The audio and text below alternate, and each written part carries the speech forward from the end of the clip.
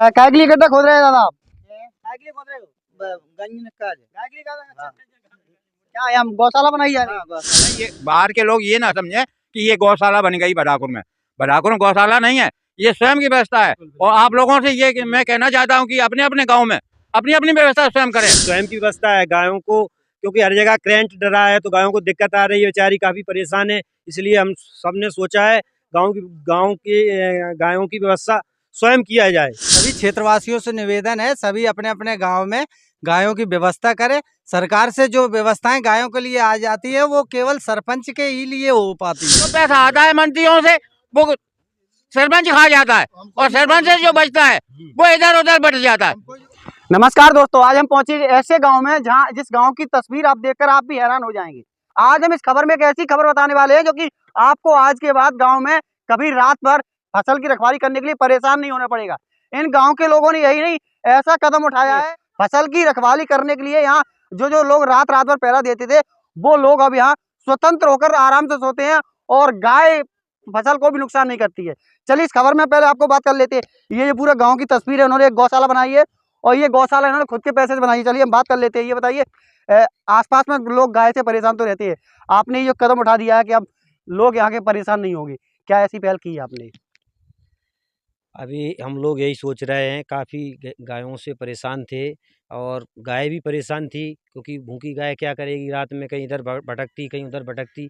इसलिए उनकी जो व्यवस्था है यहाँ ग्राम बदाकुर के जो किसान लोग हैं अपनी अपनी थोड़ी थोड़ी जो व्यवस्था देख रहे हैं वो कर रहे हैं।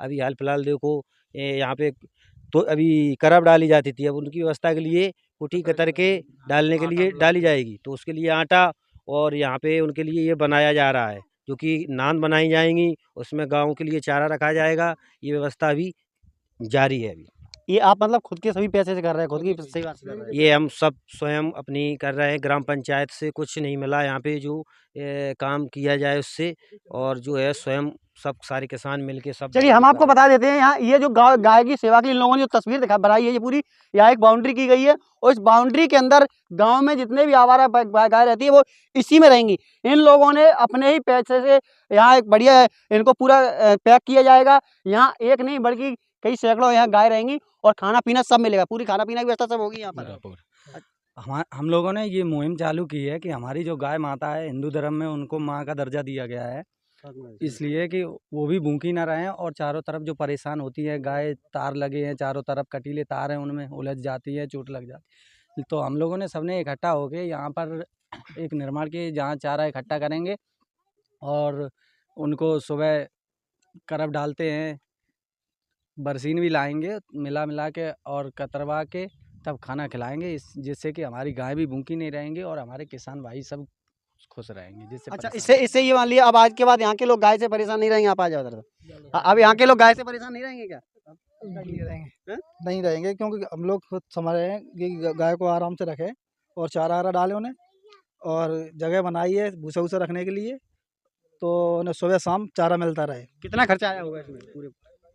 अभी तो लगभग आ गया होगा 40-50 हज़ार रुपये। कितना खर्चा आया है ये पूरे? अभी इसका 7350 रुपए की मुड्डी आई है और 2500 रुपए का तार का बंडा आया अभी फिलहाल। ये पैसा पूरा इन्वेस्ट कहाँ से किया है? पंचायत हम लोगों ने पंचायत से एक रुपए नहीं लिया है, हम लोग सब लोग मिलकर सहयोग कर रहे हैं। काय के लिए गड्ढा खोद रहे हैं दादा आप? काय के लिए खोद रहे हो? गंज में काज है। गाय के लिए अच्छा। क्या यहाँ गौशाला बनाई जा रही है? हाँ, गौशाला बनाएगी। गाँव के लोग ही बना रहे हैं? हाँ, गाँव के। अच्छा, ये कितने ये लगाए जाएंगे पाइप? यहाँ में लगे हैं 15-16। चलिए ये बताइए, ये जो गड्ढा खोदा जा रहा है यहाँ के लोग, हालांकि और भी गांव के लोग यहाँ ये पहल के लिए काफी सराहना तो करेंगे, तो ये गाय के लिए क्या व्यवस्था की जा रही है अभी?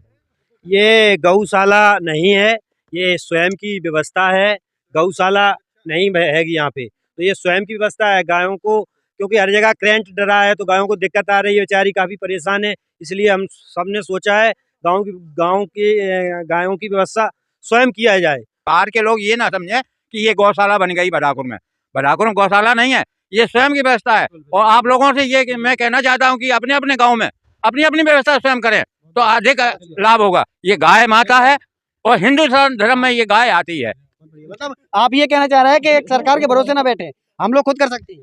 ये तो मैं संदेश दे रहा हूँ, सरकार कोई भी किसी के काम नहीं करता है, न चाहे सरपंच हो या मंत्री हो या संतरी हो, क्योंकि जो पैसा आता है मंत्रियों से वो सरपंच खा जाता है और सरपंच से जो बचता है वो इधर उधर बट जाता है। यहाँ गौशाला में कोई किसी का हस्तक्षेप नहीं करता है, कभी भी गांव के संबंध में भी कोई हस्तक्षेप नहीं करता है।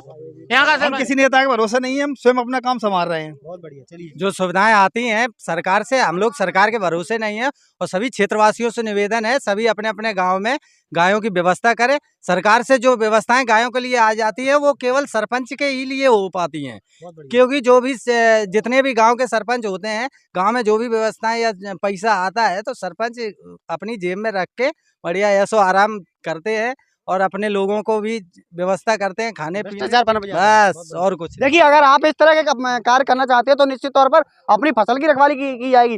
बदाकुर गांव के लोगों की ये तारीफ लोग कर रहे हैं कि अगर ऐसा कदम उठाया है तो आप भी अपनी फसल की रखवाली कर सकते हैं, जिस तरह ये निर्माण कार्य कराया जा रहा है। दादा बताइए। मैं ये कहना चाहता हूँ कि अगर कोई भी मंत्री संतरी अगर पैसा डालता है तो गांव की ये कमेटी जो बन रही है उसके खाते में पैसा आए तो गांव की रक्षा भी होगी, गाय की भी रक्षा होगी और आगे भी बढ़ने का कदम हम लोग उठाने के लायक हैं। बहुत बढ़िया बात, बहुत बड़ी बात कही। और पशुओं को जो बीमार हो जाते हैं उनका भी इलाज करने के लिए हम ये प्रतिबद्ध हैं कि अगर कहीं भी सरकार से हमें कोई अनुदान मिलता है तो उसको हम उसमें गाय के हथेली में लगाएंगे। Thank you.